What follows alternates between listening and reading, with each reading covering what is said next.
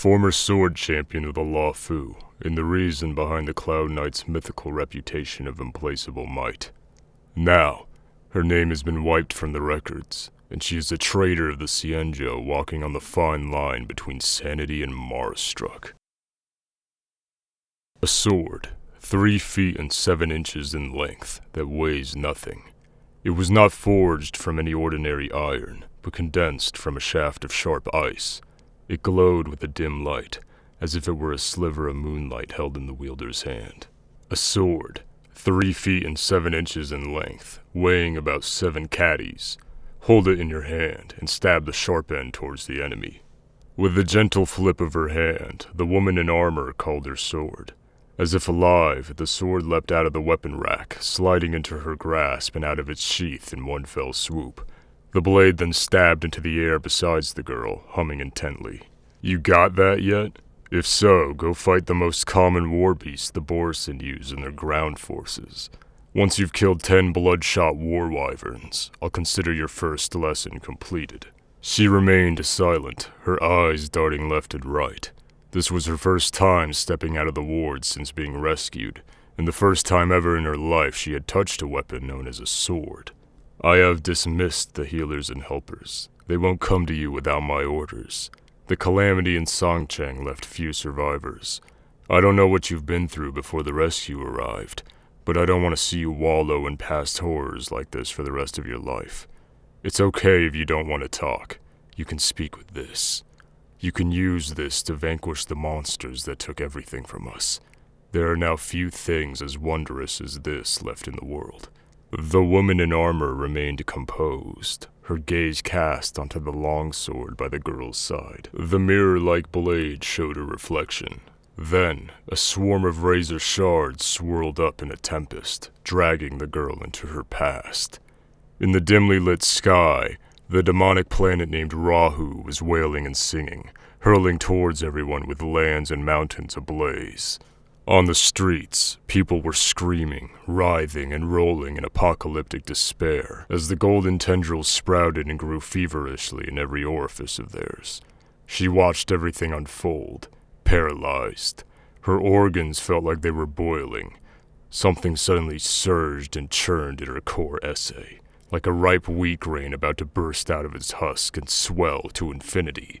The mountains hurling toward her face made her realize she was but a mayfly, about to perish at the mere flick of an emanator's fingertip. In that split moment before death claimed her, she grabbed the only thread she could hang by. A sword, 3 feet and 7 inches in length, weighing about 7 caddies.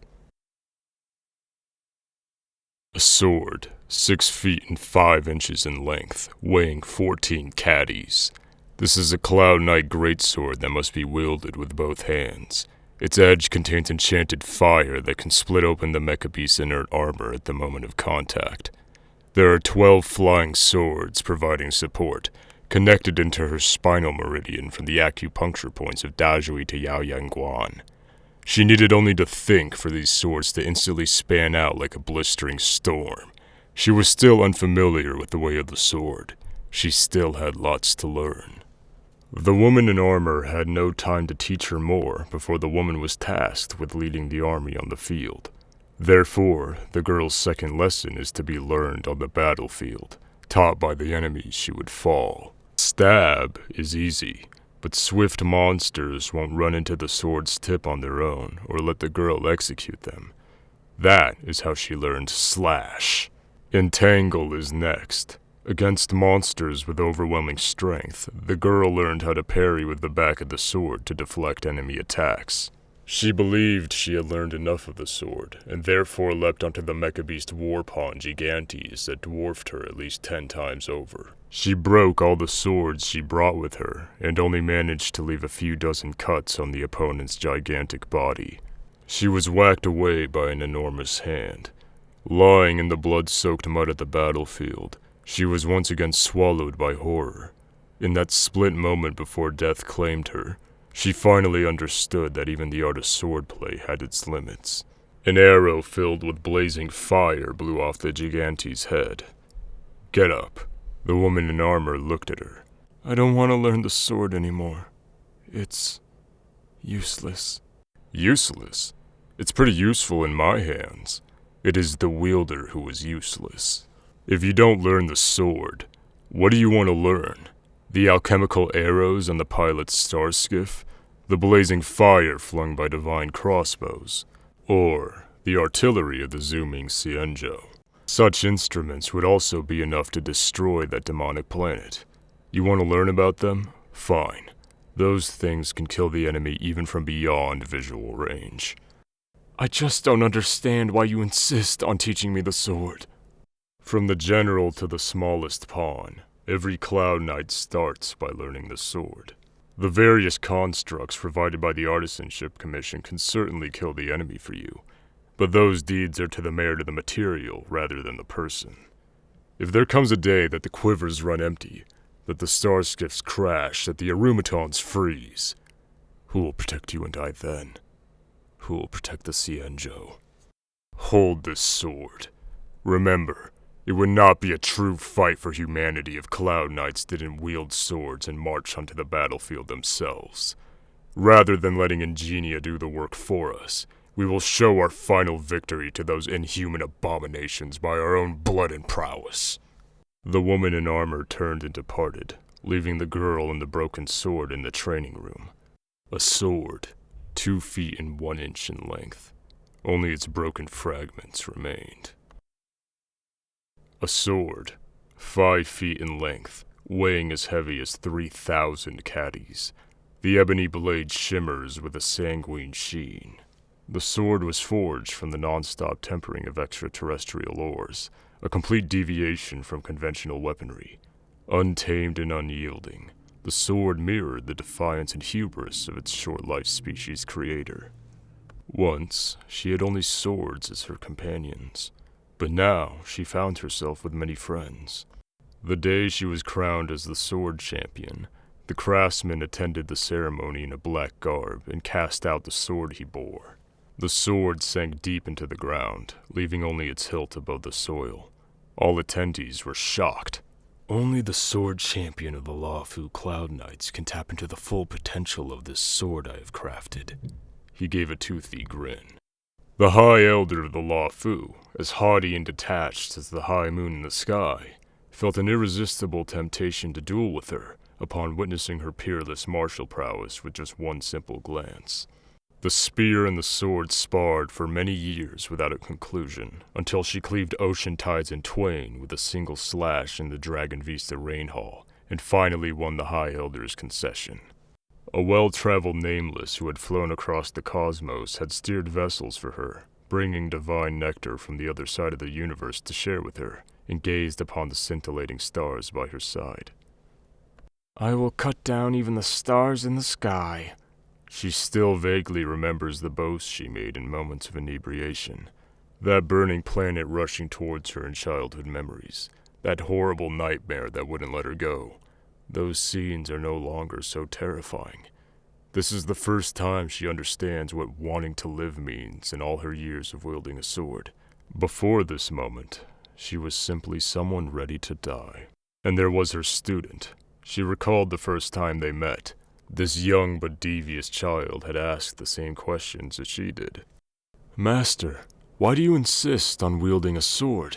There are thousands of weapons out there that can kill an enemy. If you want to destroy that planet, the Zooming can probably do it with its artillery. This is like asking a poet why they write poems. There are many ways to express oneself, but this is the only way for me. Now, he has also become a shining star amongst the Cloud Knights. She doesn't have a master anymore. The woman in armor perished on the battlefield and can instruct her no longer. Nor does she need a master anymore. She knows everything there is to know about swords. They are a part of her body. They are the intake and release of her breath as she walks and sleeps. People call her the transcendent Flash, the pinnacle of sword masters, a once-in-10 millennia hero.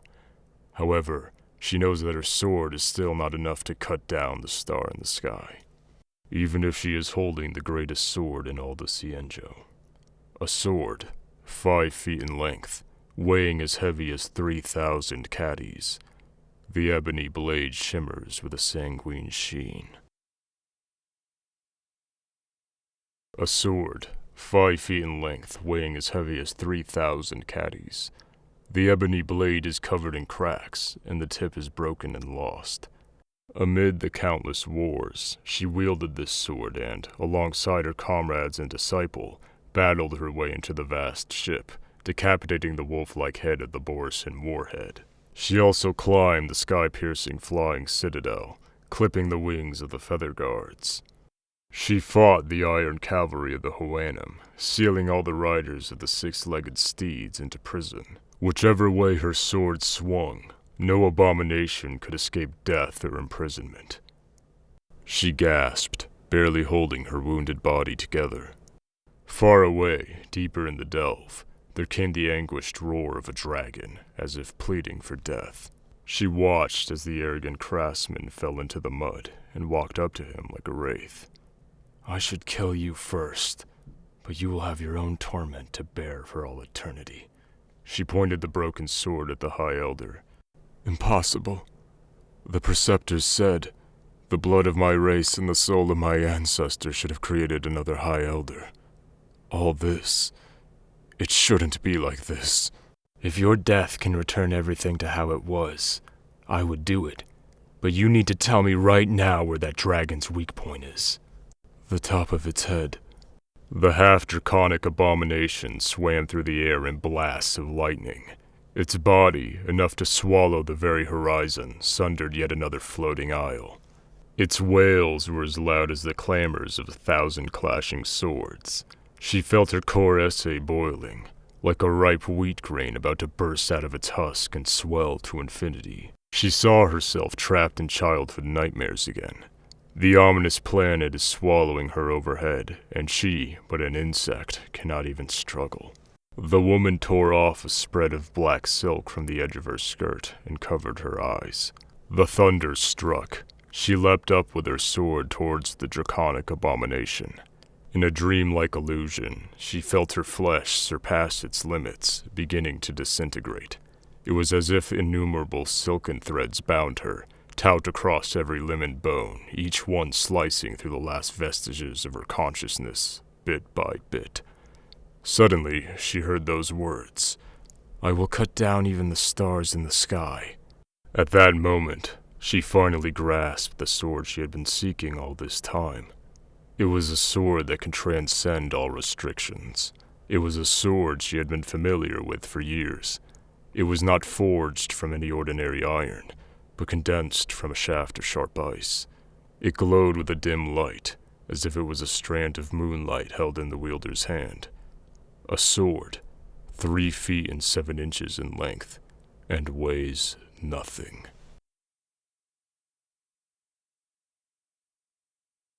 The blade shattered, plunging into the bone-chilling cold. All earthly instruments are mere futilities, their worth discernible with a single glance. What use do I have of swords? She holds no attachment, nor does her gaze accommodate anything within. From now on, I shall be my own sword. To transcend perceived precipices and achieve unprecedented breakthroughs, one must regard themselves as kindling to fuel their own fire.